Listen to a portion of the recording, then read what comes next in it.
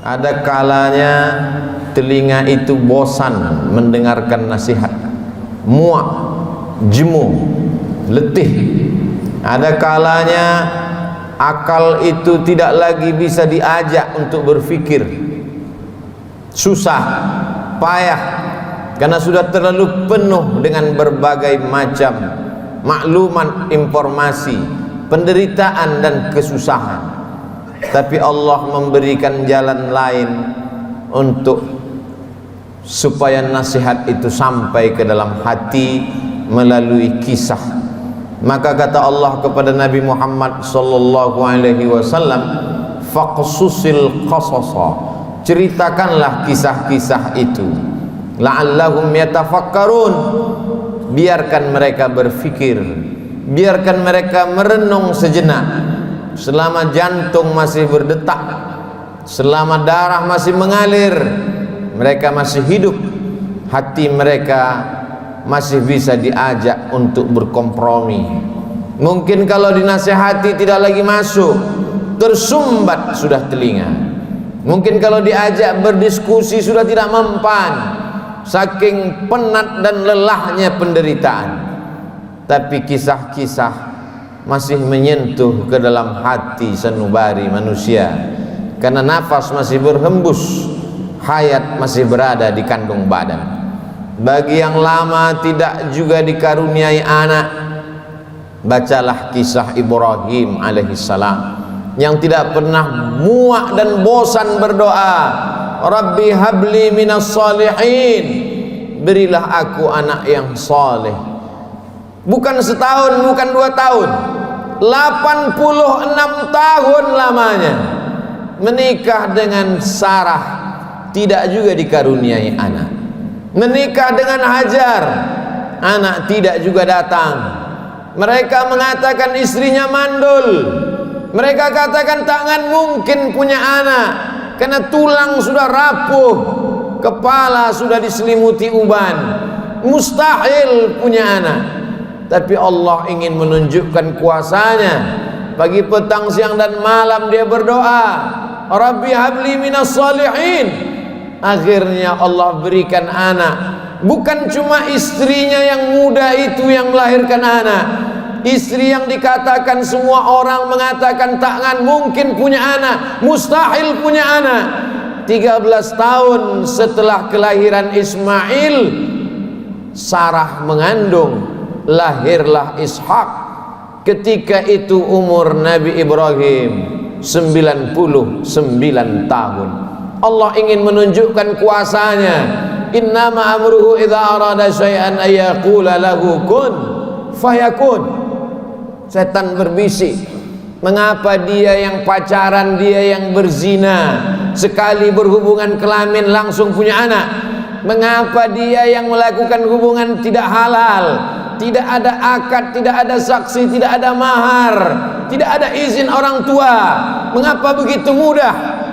Memang itulah kerja setan. Alladzi waswisu fi sudurin nas la'atiyannahum min baini aydihim.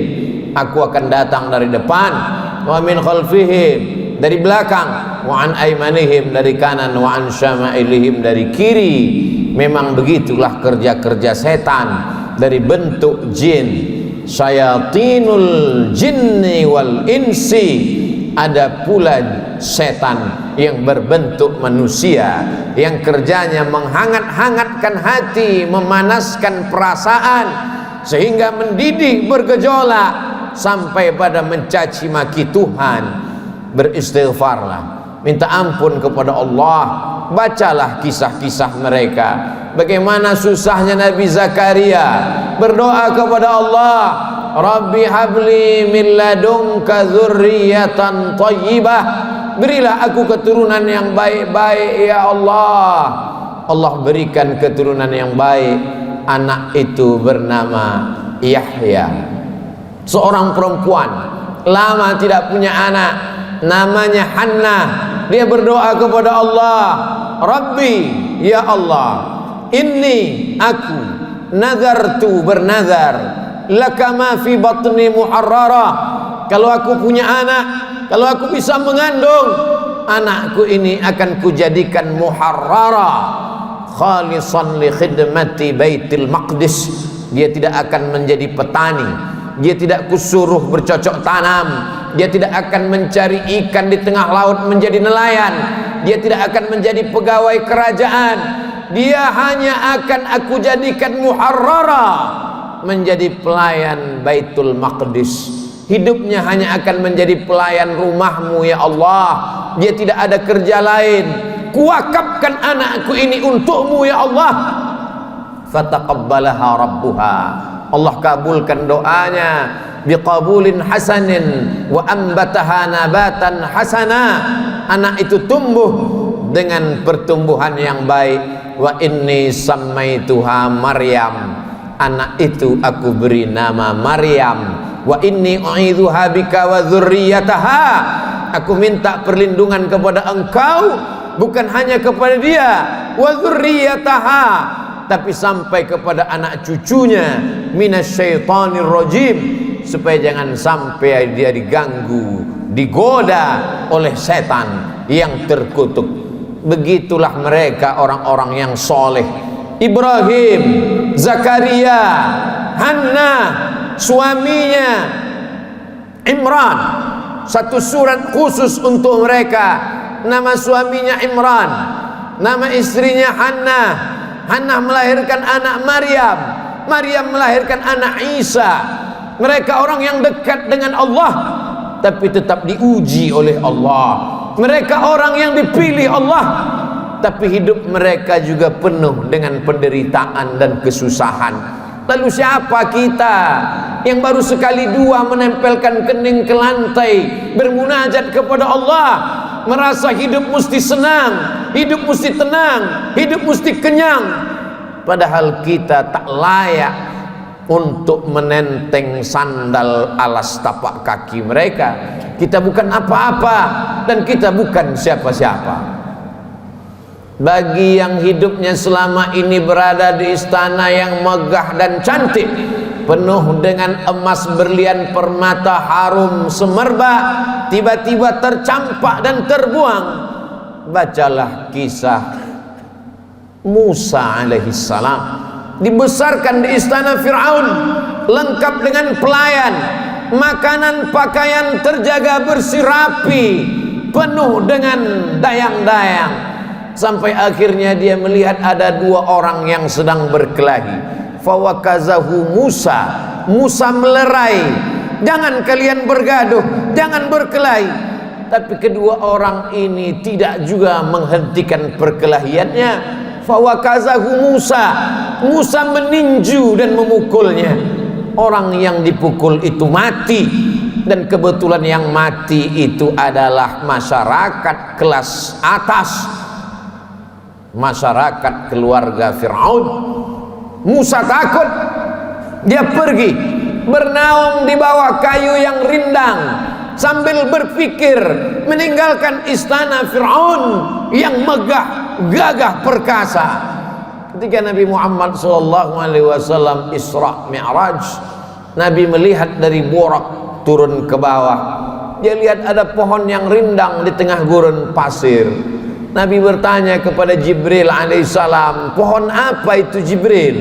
Jibril menjawab, itulah pohon tempat bernaungnya Musa alaihissalam ketika dia terusir dari istana Fir'aun. Ayah tidak ada, ibu tidak ada, istri tidak punya, anak apalagi, sebatang kara, terbuang jauh dari istana. Satu-satunya berpegang teguh hanya kepada Allah. Orang yang bersama dengan Allah hatinya menjadi ramai walaupun dia di tengah kesunyian. Orang bersama dengan Allah dia bahagia walaupun dia dalam kesusahan dan penderitaan. Orang yang bersama dengan Allah tak pernah putus asa. Bersama dengan harta akan binasa, bersama dengan kemegahan, kemuliaan, jabatan akan berakhir. Bersama dengan dia, siapa dia? Al-Hayyu Maha Hidup. Bersama dengan dia, siapa dia? La ta'khudhuhu sinatun wala naum. Dia yang tak mengantuk dan tidak tidur. ternyata itu hanya skenario Allah. Allah ingin melepaskan Musa dari kungkungan harta benda, dari cengkraman kekuasaan Fir'aun terlaknat. Allah ingin mempertemukan Musa dengan guru yang bijaksana, Syuaib namanya. Dari kejauhan Musa melihat orang ramai, ternyata mereka ngantri untuk mengambil air di sebuah sumur tua yang pintunya tertutup batu yang besar. Tidak sanggup mereka menggeser batu itu, walaupun mereka berkumpul beramai-ramai. Musa dengan kekuatan yang dititipkan Allah menggeser batu itu, dengan mudahnya tutup sumur terbuka. Nabi Musa melihat ada perempuan yang jauh di barisan belakang. Dia panggil perempuan itu untuk mengambil air. Ternyata perempuan itu membalas budi Musa. Dia mengajak Musa untuk berjumpa dengan ayahnya, karena ayahnya lama mencari pengembala kambing. Apa kata si anak? Inna khaira man ista'jartal qawiyul amin. Kalau kau ingin mencari pengembala kambing ayah, selama ini kau susah mencari anak muda, pilihlah anak muda ini. Dia orangnya jujur dan amanah. Dari mana kau tahu dia jujur? Ketika dalam perjalanan tadi aku di depan, dia di belakang. Angin bertiup kencang, pakaian lekuk tubuh terlihat. Dia suruh aku ke belakang, dia ke depan, karena dia tidak ingin melihat yang dilarang Allah. Dari mana kau tahu dia kuat? 30 orang laki-laki ingin menggeser batu besar dari pintu sumur yang menutup. Tak sanggup mereka sampai dia datang. Akhirnya Musa dinikahkan dengan anak Syuaib dengan mahar samani hijaj, 8 musim, 8 tahun lamanya mengembalakan kambing. Musa ulul azmi, banyak manusia tapi tak banyak yang dipilih menjadi nabi. Banyak nabi tapi tak banyak yang dipilih menjadi rasul. Banyak rasul tapi tak banyak yang dipilih menjadi ulul azmi. Musa salah satu ulul azmi. Musa yang diajak Allah untuk berbicara, wa kallamallahu Musa taklima. Tapi sungguh pun begitu, pernah juga dia merasa terasing, kesunyian, kesepian, tercampak, terjatuh dari istana yang megah. Lalu siapa kita? Kita sedang diajak Allah untuk membanding-bandingkan diri dengan orang-orang yang soleh, yang hebat itu. Engkau yang ditugaskan untuk menjadi guru agama, menjadi juru dakwah di tempat yang jauh, di tengah hutan belantara, melewati air gelombang pasang, melewati sungai, melewati batu karang yang tajam, sampai di tempat tujuan tidak disambut dengan tala'al badru alaina. Kau tak disambut dengan marhaban, kau tak disambut dengan permadani merah, kau tak disambut dengan sukacita. Dicaci maki, diejek. Akhirnya hati merasa marah, panas, meninggalkan dakwah, masuk ke dalam perahu terombang-ambing di tengah lautan. Nampaknya barang-barang mesti dicampakkan, satu persatu barang-barang dibuang ke laut. Namun perahu tetap juga penuh akan tenggelam. Mau tidak mau, suka tidak suka, penumpang mesti diundi, dan undian itu jatuh ke tanganmu 3 kali. Kalau sudah 3 kali tak ada pilihan, kau mesti dicampakkan ke tengah laut. Mulut ikan nun sudah siap menganga menelan, berada dalam 3 kegelapan: gelap malam, gelap lautan, gelap perut ikan. Ada kalanya kita merasakan kegelapan, hutang keliling pinggang, satu pun tak ada yang suka, kawan menjadi lawan, keluarga menjadi musuh. Apa yang dapat kau ucapkan? Itu yang dirasakan oleh Nabi Yunus alaihi salam. Dia hanya berucap dengan mulutnya, la ilaha illa anta subhanaka inni kuntu minaz zalimin. La ilaha illa anta, tiada Tuhan selain engkau. Subhanaka, maha suci engkau. Aku yang kotor, aku yang hitam, aku yang kelam, aku yang bergelimang dosa. Inni kuntu minaz zalimin. Aku sudah zalim, aku sudah aniaya, aku sudah buat dosa. Apa yang dilakukan Allah? Ikan itu memuntahkan isi perutnya. Lalu kemudian Nabi Yunus terdampar di tepi pantai, ditumbuhkan Allah yaktin, labu. Dia makan labu. Hari ini ahli medis, para pakar gizi menganjurkan orang yang sakit untuk memakan buah labu, makanan yang baik untuk penyembuh orang yang dalam keadaan sakit. Ternyata Allah tahu apa yang ada dalam hatimu. Siapakah engkau bila dibandingkan dengan Nabi yang dipilih Allah? Ada kalanya engkau terjatuh, masuk ke dalam lautan. Lautanmu bukan lautan Nabi Yunus, perut ikanmu bukan perut ikan Nabi Yunus, gelapmu bukan gelap Nabi Yunus. Tapi kesulitan-kesulitan hidup yang datang silih berganti, tak ada yang dapat kau lakukan kecuali berkata la ilaha illa anta subhanaka inni kuntu minaz zalimin. Ada orang-orang yang mengajak engkau untuk berargumentasi, untuk berlaga, tapi bukan dengan otot. Mereka mengajak engkau berkelahi, berdebat dengan otak. Otakmu cerdas, IQ-mu hebat, IP-mu tinggi, sarjana S1, S2 dan S3, kau akan menang melawan mereka.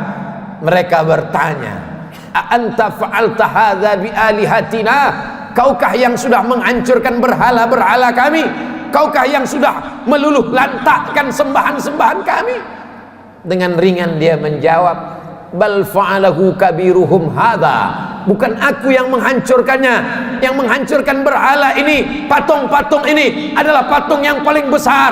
Lihat dari lehernya ada kampak. Dialah yang sudah menghancurkan. Ternyata orang-orang yang hebat berargumentasi itu, ketika dia kalah, dia tidak pakai otaknya, tapi yang dia pakai ototnya, yang dia pakai tenaganya, yang dia pakai kekuasaannya, yang dia pakai jabatannya. Kumpulkan semua kayu-kayu, bakar. Mereka membakar Nabi Ibrahim karena kalah berdebat dengan otak. Mereka pakai otot, jabatan, kekuasaan, tenaganya mereka pakai. Bakar, harriquhu, bakar dia. Tidak ada tempat berserah diri kecuali Allah. Nabi Ibrahim hanya meminta, bermohon kepada Allah. Apa yang dikatakan Allah, apa yang dikirimkan Allah. Allah tidak kirim tayran ababil. Allah hanya berkata, ya nar, wahai api, kuni bardan, sejuklah, wasalaman, selamatlah ala Ibrahim. Api itu redup, api itu yang selama ini membakar, menghanguskan, meluluh lantakkan, membinasakan. Tapi kali itu Ibrahim keluar dari api unggun dalam keadaan salaman ala Ibrahim, selamat untuk Ibrahim. Ibrahim kita ucapkan bukan sekedar pemanis bibir di ujung lidah. Ibrahim kita sebut kama sallaita ala Ibrahim wa ala ali Ibrahim, kama barakta ala Ibrahim wa ala ali Ibrahim. Kalau anakmu mati, ternakmu mati, kebunmu kering kerontang, segala penghasilanmu hilang, tak cukup sampai di situ, penyakit pun datang, orang-orang menjauh. Bacalah kisah Nabi Ayub alaihissalam. Adakah Nabi Ayub berkeluh kesah? Adakah Nabi Ayub berkata, aku ini Nabi, kenapa anakku mati? Aku ini Rasul, kenapa ternakku mati? Kenapa kering kerontang? Dia hanya berkata, Rabbi, ya Allah, anni massanyad dur, aku kena penyakit ya Allah, wa anta arhamur rahimin, engkau maha penyayang di antara yang sayang. Tidak ada Nabi Ayub berkata sehatkan aku. Nabi Ayub tak minta sembuhkan aku. Dia hanya berkata anni massanyad dur, aku kena penyakit ya Allah, wa anta arhamur rahimin, engkau maha penyayang di antara yang sayang. Dia malu meminta kepada Allah, dia malu berkeluh kesah kepada Allah, dia malu. Malu adalah satu cabang dari iman. Malu kepada manusia biasa, malu kepada malaikat biasa, tapi ini malu berkeluh kesah kepada Allah, malu meminta kepada Allah. Itulah akhlak para nabi. Faqsusil qasasa, ceritakan kisah-kisah itu, la'allahum yatafakkarun, mudah-mudahan mereka berfikir. Kembali kepada Al-Quran, baca Al-Quran, baca terjemah, baca kisahnya, menyejukkan hati, menenangkan jiwa. Barakallahu li wa lakum fil Qur'anil azim, wa nafa'ani wa iyyakum bima fihi minal ayati wadh-dhikril hakim, wa taqabbala minni wa minkum tilawatahu innahu huwal ghafurur rahim.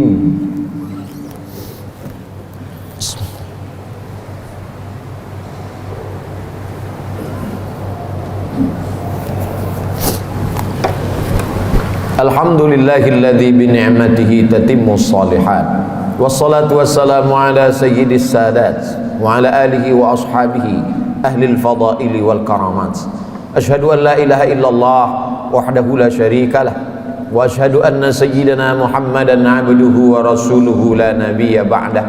Allahumma salli ala sayyidina Muhammadin an-nabiyil ummi wa ala alihi wa sahbihi wa barik wa sallim. Qala Allah ta'ala fil Qur'anil azim wa huwa asdaqul qailin. A'udzu billahi minasy syaithanir rajim. Bismillahirrahmanirrahim. Wal 'ashr innal insana lafi khusr illa alladhina amanu wa 'amilus shalihat wa tawashaw bil haqqi wa tawashaw bis sabr. Wa qala ta'ala fi ayatin ukhra, innallaha wa malaikatahu yusalluna 'alan nabi ya ayyuhalladzina amanu sallu 'alaihi wa sallimu taslima. Allahumma ighfir lil muslimina wal muslimat wal mu'minina wal mu'minat al ahya'i minhum wal amwat bi rahmatika ya arhamar rahimin. Allahumma a'izzal islam wal muslimin wa khudhulil kafarata wal musyrikin wa dammir a'da'aka a'da'ad din. Allahumma ansur ikhwanana al mujahidin al mustad'afina fi Falastin wa fi Rohingya wa fi kulli makan min masyariqil ardi ila magharibiha. Allahumma dammir a'da'aka a'da'ad din. Allahumma shaddid syamlahum wa farriq jam'ahum waj'al kaidahum fi nuhurihim. Allahumma dafa'an al-ghala wal waba wal fahsya wal riba wal zina wal munkar wal suyuf al mukhtalifata wal syada'ida wal mihan ma zahara minha wa ma batan min baladina hadha khassa wa min buldanil muslimina ammah. Ibadallah, usikum wa nafsi bitaqwallah wa ta'atihi faqad fazal muttaqun. Innallaha ya'muru bil adli wal ihsan wa ita'i dzil qurba wa yanha 'anil fahsya'i wal munkari wal baghi ya'idzukum la'allakum tadhakkarun. Fadhkurullahal 'azima yadhkurkum was'aluhu min fadlihi yu'tikum wa la dzikrullahi akbar wallahu ya'lamu ma tasna'un. Aqimis shalah.